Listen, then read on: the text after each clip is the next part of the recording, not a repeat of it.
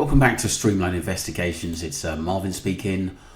More on the P. Diddy trial updates. This is from Sarah's Weird World. She's covering the case as well. Let's get straight into this. 3 more names have been dropped in the P. Diddy trial. During Dawn's testimony and cross-examination, she spoke about an event that happened in 2010 in West Hollywood. The event took place in a restaurant where Diddy allegedly punched Cassie in the stomach, while the likes of Neo, Usher and Jimmy Iovine were present.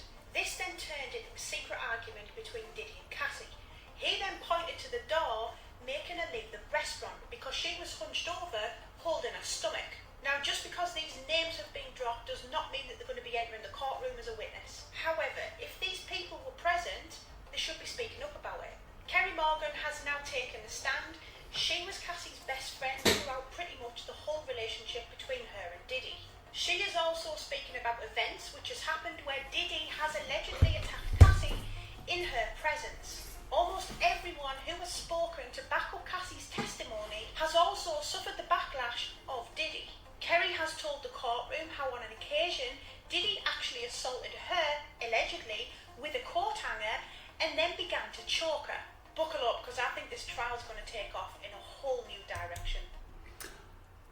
I think there's so many people who haven't spoke up against P. Diddy, who knows so much, and the abuse obviously Cassie went through at the hands of P. Diddy. It just goes on and on.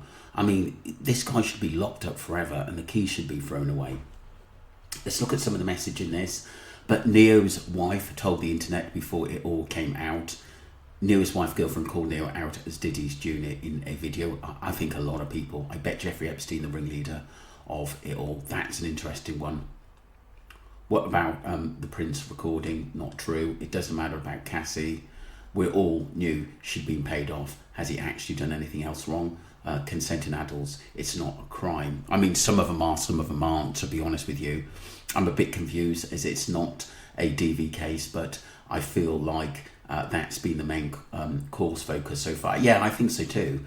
I want Diddy to face justice to all, but it feels really focused on his horrific treatment of Cassie. I feel like this should be another charge. Yeah, I agree. There are more people coming through to talk.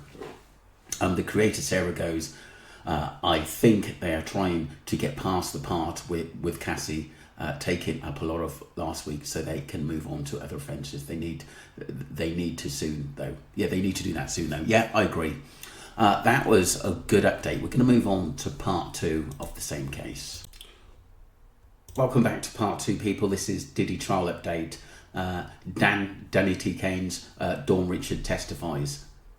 Let's get straight into Shari this. just wrapped up her testimony. She used to be in the group called Danny Kane and Diddy Dirty Money. These were groups formed by Sean Combs.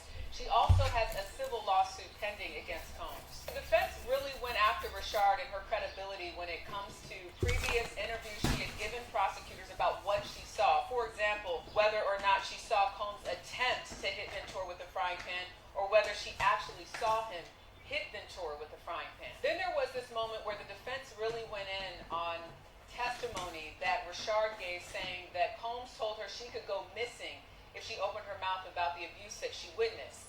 Now the defense said, let me get this straight. You say that he threatened your life, but in 2020 and 2021, you reached out to Combs to work with him again.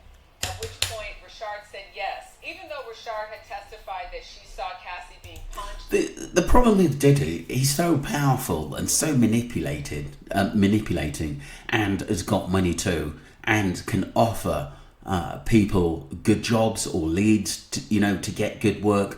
He's an incredibly powerful man, but very manipulating, and I do think he carries vendettas against people. So if he does something for you, he's expecting people not to talk. Kicked, dragged, and beat up many times by Combs. The defense tried to paint her as someone who was angry at the dismantling of the two groups that she was a part of, Danny Kane and Diddy Dirty Money. She said that she was saddened by it. Then the defense said Combs ruined your career not only once, but twice, at which point Rashard said yes. Then the defense said, you've been trying to succeed for a long time. At which point Rashard said, I have succeeded. And then the defense said, in the past, And then Richard said, now. There was so much back and forth. Watching the cross-examination was almost like watching a tennis match, because I'm looking at the jurors going back and forth, because that's how quick the defense was with some of her questioning for Dawn Richard.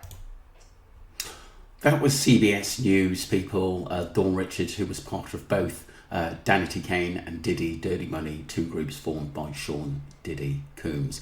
But like I said, it just seems like to me that even Combs, now in prison on remand over this, it just seems like to me he's just going to get away with a lot of stuff that he's been accused of. I know there's more people to come through, but I think the Cassie was big. That was abuse. Maybe he'll do community service, but he's paid her off. That was sort of finished up last week now, but I don't know.